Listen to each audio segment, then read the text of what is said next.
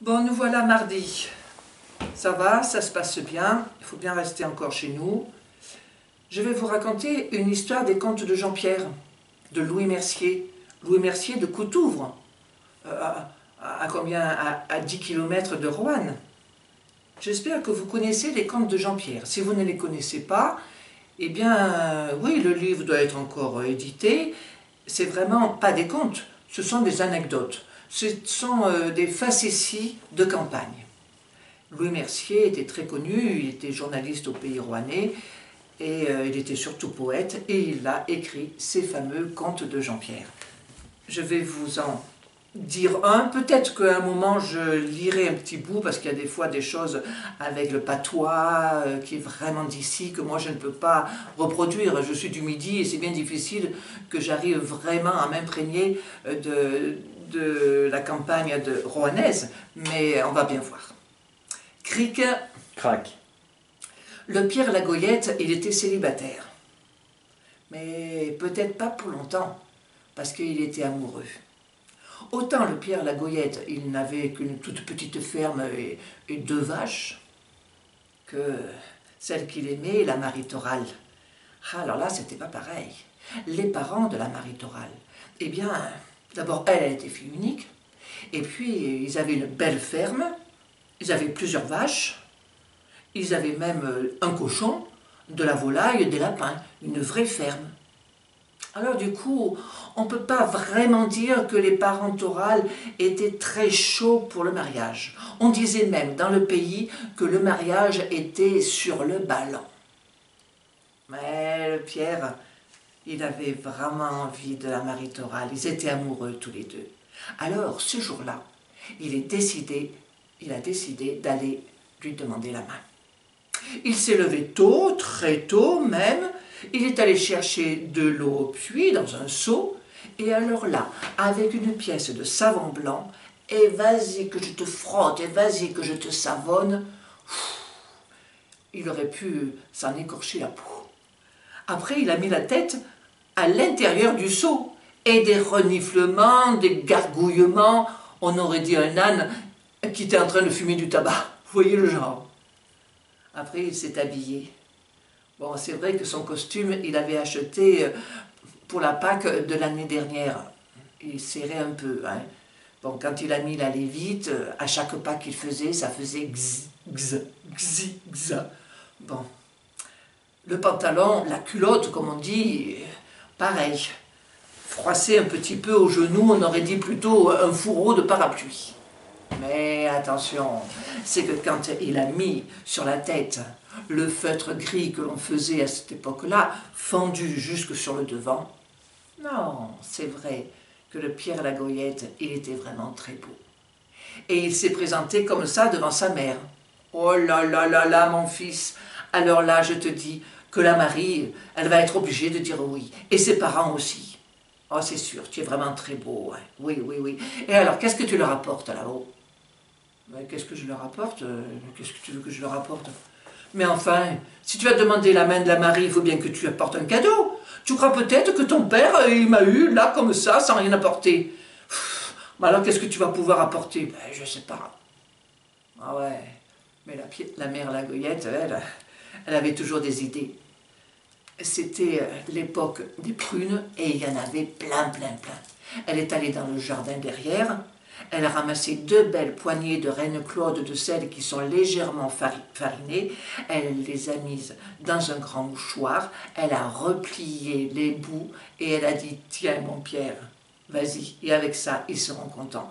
Et crois-moi, si tu la veux la Marie, il faudra bien que tu dises toujours oui, oui, oui, tout est beau, tout est bon. D'accord? D'accord. Et il est parti. Ah, je vous dis qu'il était heureux, hein. Il était fier. Chaque fois qu'il rencontrait quelqu'un sur le chemin qui lui disait « Oula, le Pierre, c'est qui que tu vas fréquenter ?» Il ne répondait pas. Il haussait les épaules tout simplement. Il regardait les oiseaux, il regardait les nuages. Oh la tonnerre.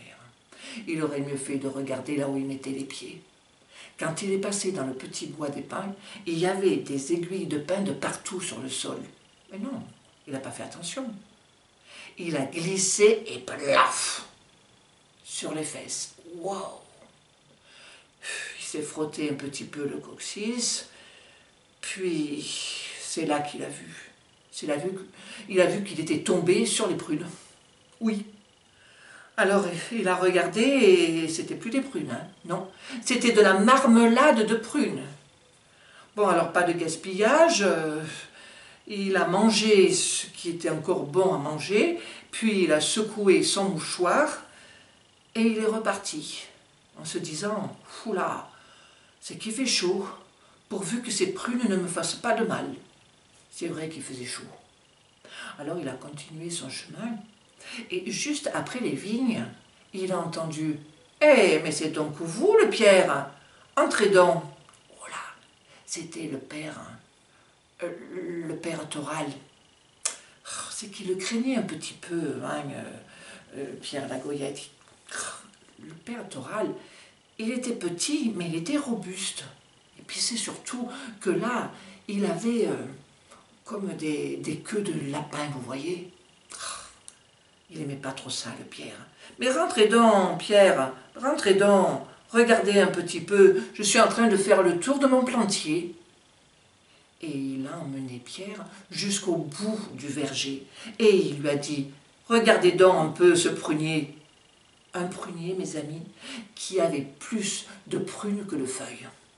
Le père Toral, il l'a secoué et les prunes sont tombées à verse. Allez, mais mangez donc, le Pierre. Il n'avait pas trop envie, mais il s'est souvenu de sa mère, qui lui avait dit « toujours oui, toujours beau, toujours bien ». Bon ben oui, elles sont bien belles. Et il a mangé les prunes jusqu'à la dernière, avec le père Toral qui était là, en train de surveiller. Heureusement, quand il n'y en a plus une seule, le père Toral a dit « Bon, allez, je crois bien qu'il faut que vous alliez à la ferme. Il y a la bourgeoise qui vous attend, et aussi la Marie, je crois bien. Oui, oui, j'y vais bien vite. » Et voilà qu'il est allé à la ferme. En rentrant dans la cour de la ferme, il y avait la mère Toral, tout sourire, qui vient vers lui. Et elle avait à son bras un panier. « Ah, vous voilà, le Pierre. Eh bien, regardez donc comme je vous accueille. Je suis allée ramasser des prunes. Regardez comme elles sont belles. » Ah oui, oui, oui, elles sont bien belles, hein. Mais prenez-en, goûtez-les. Vous verrez comme elles sont bonnes aussi. C'est-à-dire que là, je viens d'en manger pas mal avec le père Toral. Ah, mais lui, c'est pas pareil. C'est des pisserottes. Ah non, là, moi, ce sont des reines Claude. Allez, prenez-en une. La mère à la Goyette est revenue dans la tête du Pierre. Toujours oui, toujours bien, toujours beau. Alors, il en a pris une. Et comment? Vous n'en prenez qu'une? Il en a pris deux. Il les a mis dans la bouche. Il y en a une qui est restée coincée entre la gencive et les dents, pendant que l'autre, elle partait, enfin, elle essayait de partir. Mais non, elle passait du mauvais côté. Et voilà le Pierre qui s'est mis à s'étouffer et à tousser. Oh là là là là, prenez-en, mais prenez-en plus, ça fera passer les autres là. Il a été bien obligé. Et il en a pris 2, 3, 4, 5. Et il n'en pouvait plus et il les a toutes avalées. Il s'est mis à tousser, bien sûr. La mère Toral lui a dit « Ah, bon, je vois que ça va pas trop bien, je vais aller vous chercher à boire. Rentrez donc, la Marie doit vous attendre. » Et il est rentré. Dans la cuisine, il n'y avait personne. Ah ben voilà la Marie qui arrive par la porte du jardin. « Bonjour Pierre, bonjour Marie. » Tous les deux, ils se sont mis un petit peu à rosir et puis à rire pour rien, comme les amoureux font. « Regardez ce que je viens de ramasser. » Et elle s'est avancée. Et là, dans son tablier qu'elle avait remonté vers elle, eh bien, elle avait mis des cerises. Non, pas des cerises, vous pensez bien, des prunes. Et encore des prunes, et toujours des prunes. Mais cette année-là, des prunes, il y en avait beaucoup. Et vraiment, le Pierre, il n'en pouvait plus de ces prunes. Oh, ben oui, oh, ben, elles sont vraiment belles. Bien sûr qu'elles sont belles. Mais servez-vous, goûtez-les. À moins que c'est peut-être parce qu'elles sont dans mon tablier et que du coup ça ne vous plaît pas. Mais je peux les mettre dans un saladier si vous voulez. Non, non, non, non, c'est très très bien. Et le Pierre, Ben, il en a pris une et il a dit qu'elles étaient très bien. Bien sûr qu'elles sont bonnes, qu'elle a dit, la Marie. Et c'est les prunes des rois, c'est les meilleures.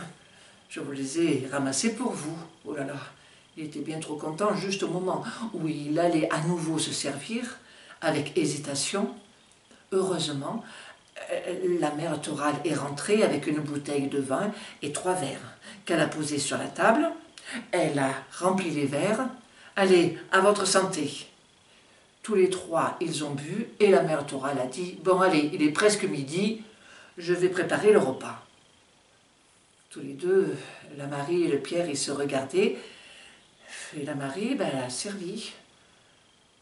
Et Pierre, ben, il a bu. Et la Marie, à nouveau, elle a servi. Et Pierre, il a bu.